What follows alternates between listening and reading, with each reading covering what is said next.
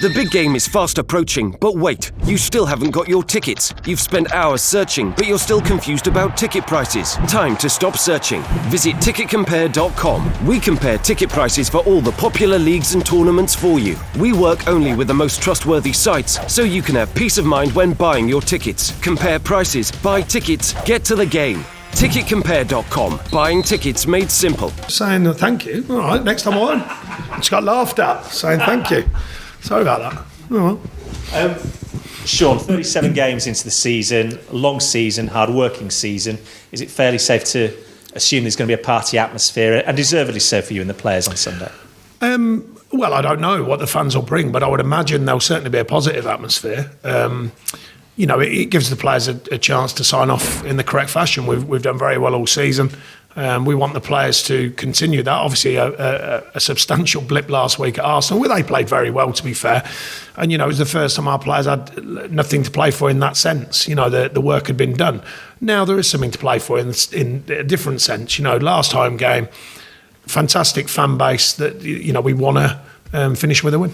First home game as well since you secured European football. It's been on the cards for a while next season, but to actually have it safe and secured, it's something for the fans as well, isn't it, who've been with this club through everything over the last 20, 30 years or so? Well, yeah, I can only obviously speak about my 5.5 or just over years now, and I think they've been through a few ups and downs in that, but mostly ups, I would say.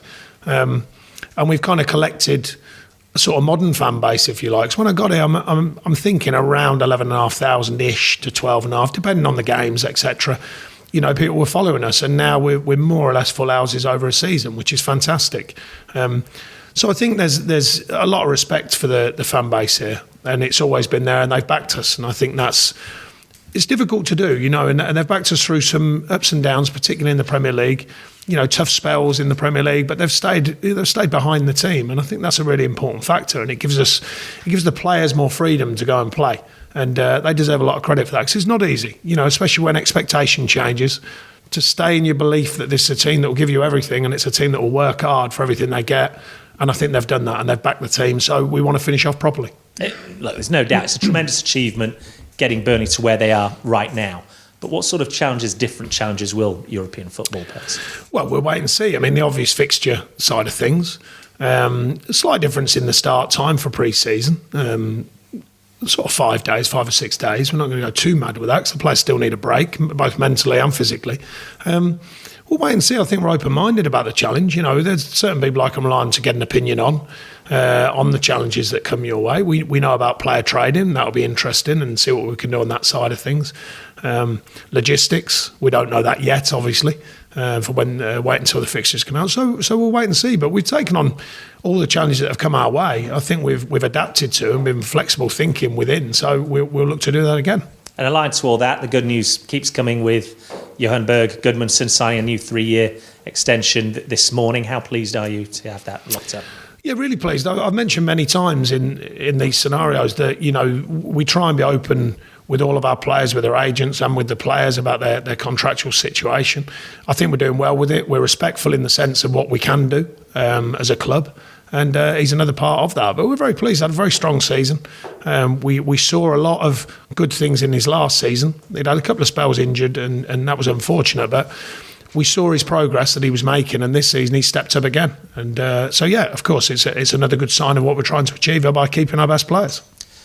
Keeping your best players, do you expect to have to stave off bids for some of those best players, or have Burnley reached a tipping point now where that's not such a big concern as it might have been in previous off-seasons? Well, we're certainly strong financially, so there's no sense of anyone having to go anywhere. It just is a reality to the market. But I've said it many times, it's not just us, There's superpower clubs that they get bids of astronomical levels when eventually they have to look at it.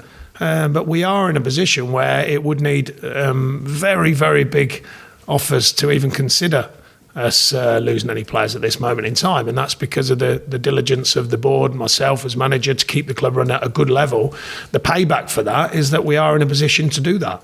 We don't have to trade, or certainly trade out. We're still looking to bring players in, of course, because we want to keep strengthening.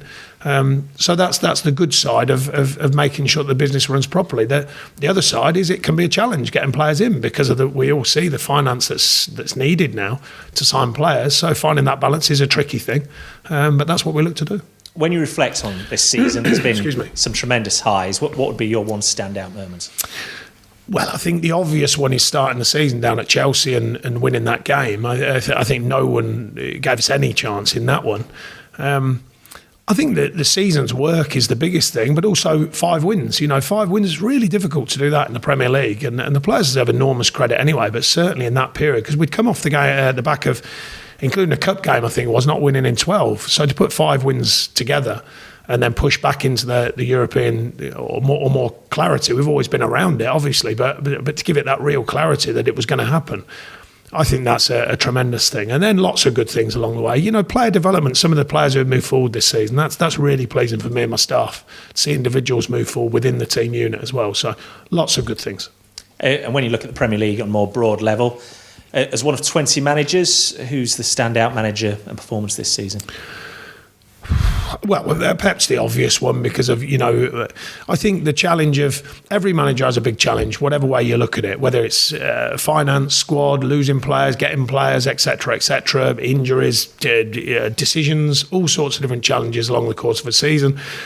I think, to mould a group of players to your liking is very difficult, and particularly when, it seems easier when you've got lots of money to spend, but you've still got to sign the right players, you've still got to mould them into a team. But there's other stories, our own story, of course. I think Eddie's had another. We played them Sunday. I think Eddie's had another great season. Really difficult, and a tough start this time round. And I think Eddie's done a great job. Chris, of course, down at Brighton. All of the managers, for that matter, have come up. I mean, Huddersfield, what a job they've done. It's really difficult, and I think there's been a lot of good work done by a lot this season for many different reasons. And on Bournemouth, what's the team news going into that game? Ben Mee won't make it. Scotty and Dino will be respectful of their situations. So, obviously that'll be a different decision. The others are pretty much okay. We're okay at the minute, so we're finishing strong, hopefully, on the injury front. And do you just go out and enjoy that game, or? Oh, Barnsley, sorry. Thank you, Daz. Barnsley with his shoulder, sorry, I did forget that one. Yeah, he won't make it. Okay. Nothing too serious, though, but he won't make it. Okay, and do you just go out and enjoy that game and the rewards of a good season, or is there more into it for you? No, we certainly want the players to enjoy the game, but the best way of enjoying football, trust me, is that's a fine. That should be off. Thank you. It's for charity, it's okay, so I'll expect a good amount. No, the reality is that, we expect a good performance. We want a good performance. We want the players to go and, take on the game. That's not about Bournemouth. It's just about the way that we work. We want the players to work at the right level all the time. So I think that'll be the key to it. And just finally from me, a lot of speculation that this could be the final Premier League game for Wayne Rooney. Over the years, what has he meant to English football and the Premier League? Well, if that is the case, I don't know whether it's been confirmed yet, but it certainly looks highly likely. Fantastic. Certainly one of the best players I've seen in the Premier League and for England, over my years. I mean, I think the last couple of years personally he's been undervalued. I think he's been over-questioned at varying times. I think he's a top player. And, if he does go to America, obviously we'll certainly wish him well, because he's been fantastic, I think. Thank you. Thank you. Done. Cameras off, please.